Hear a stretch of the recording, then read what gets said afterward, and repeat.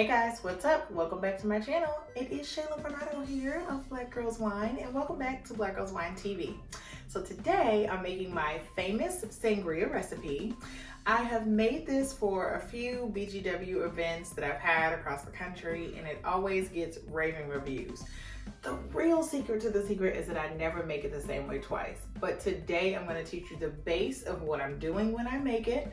And if you want to see my winter sangria recipe, then stay tuned for this video.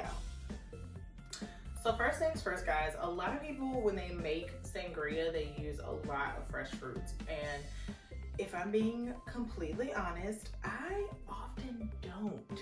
That's right, I do not use fresh cut fruits. I usually use frozen fruits. You still get the same freshness and you get something that chills down the sangria, so you don't really have to worry about it being hot if you're making it in the moment, like I'm making this today for the video. So, and I don't really add them in any particular order, but just to go through what I'm including in this sangria and what's gonna make it a little more wintry. All right, so for the winter sangria, I'm gonna add some fresh premium cranberries. Now, I am considering muddling these a little. I'm considering muddling these a little for more of a wintry feel to the mix. The frozen fruit that I use, I always use smoothie fruit in my sangrias. So this is a cherries and berries fruit blend. And this one is a mixed berry. So similar kind of bags, this one just has cherries in it. So you're gonna get a lot of that like red berry fruit flavors in this sangria. And I really wanted it to have like that rich berry flavor since it's a winter sangria. I'm gonna do a dash of lime juice. We're gonna do a fruit punch. I always mix in a little fruit punch, and something that I mix in after the fruit punch is a little Cran-Apple Juice. Now I feel like people always, not everybody has heard of Cran-Apple, which I mean, we drank it growing up, but this is like a secret weapon. It makes that, it really awakens the berry flavor, I feel like, but we'll see. I always add rum to my sangria. I mean, you just need that little extra kick, you know? Sangria is supposed to get the party started, so I always add a little rum. And what I have here are two wines. These are red wines. I actually saved them so that I could make this for you, but these are delicious wines that I drink by themselves. This one is a sweet red wine, Abundance, from the 7 Words Wine Collection from Sip and Share Winery. And this one I saved, it's very sweet. I'm not a super sweet drinker, so I knew it would be perfect to go on the sangria. And then this is the red blend that I actually reviewed on Wine Down Live, either last week or the week before. And with this red blend, honestly, it's delicious. As you can see, there's hardly any left, which is why I needed another red wine. But with this recipe, I want you to be thinking about the fact that sometimes you open red wines that you don't necessarily love. I love these two. They're just the red wines that I'm using in this sangria. But in the event that you open a red wine that you're like, ugh, and when I say red wine, think red blend, okay? So you open a red blend and you're like, I'm not a huge fan of this. It's not giving me what I want. I don't really like it, whatever the case is. You will be able to use it with this sangria recipe, and I promise you, you'll love it, okay? Let's go ahead and start making it. Okay guys, so first things first, getting started, I'm gonna put the wine in here first.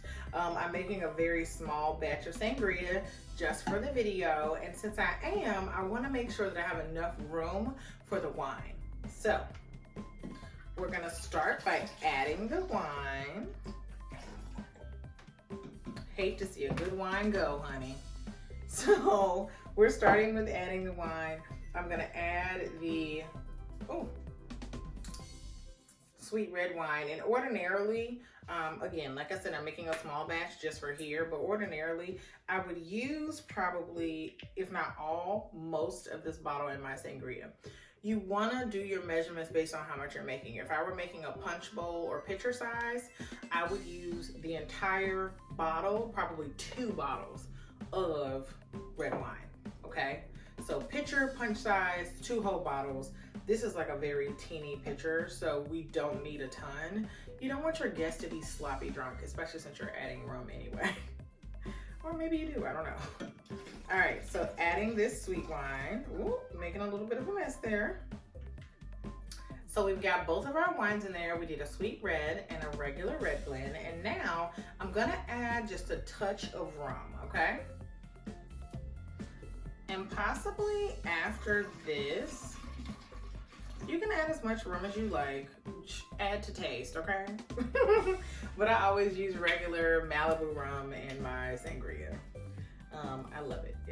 And this is, well, it says it's a Caribbean rum with coconut liqueur, so it's got a little hint of coconut, but all right, so we've got a good amount of alcohol with this wine. Between the wine and the rum, let's get to doing a splash of lime. Now, again, like I said, I always take the cheap route when it comes to my sangria. I'm not somebody who is like, wants to stand and cut up a ton of fruit. Just not me, guys. And you really only need a splash of this. Oh, that was a splash.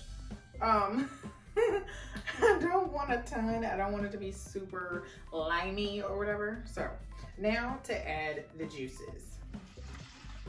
Add the juice, add the fruit punch.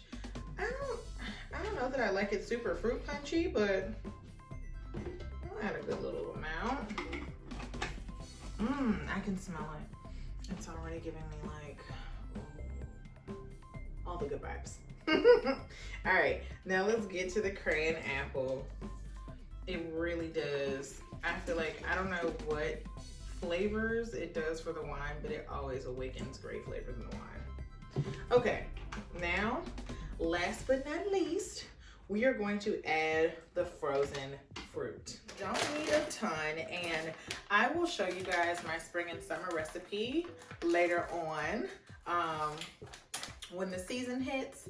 But when it comes to my spring and summer recipe, I do add different fruits and I do use different juices. So you have to stay tuned for that. But let's get these added.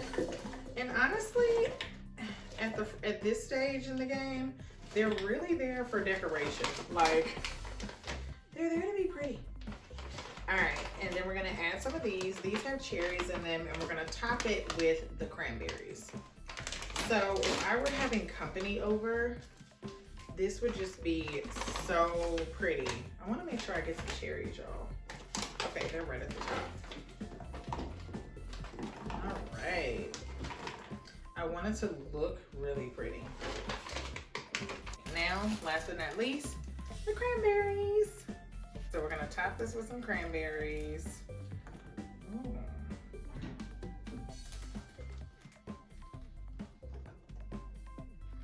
All right. And voila, you have your sangria. So this is like super pretty. I love, oh, by the way, I should mention I got this little mini pitcher slash decanter from Target. And it wasn't super expensive either. I want to say like $5. But anyway, this is super gorgeous. This is something that is going to be a really pretty centerpiece on your table for Christmas that people will also be able to enjoy.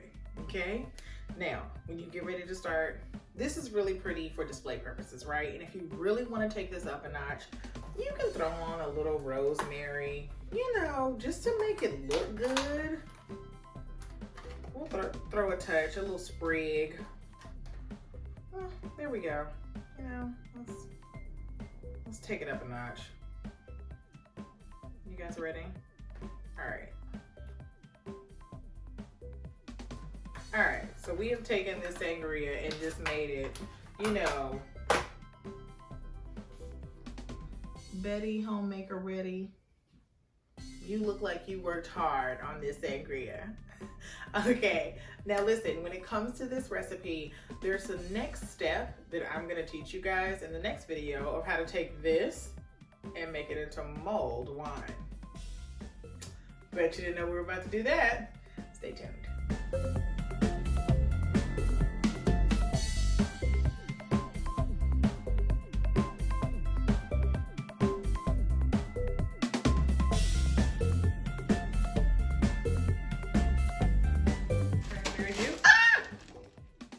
manipulate it quickly. No?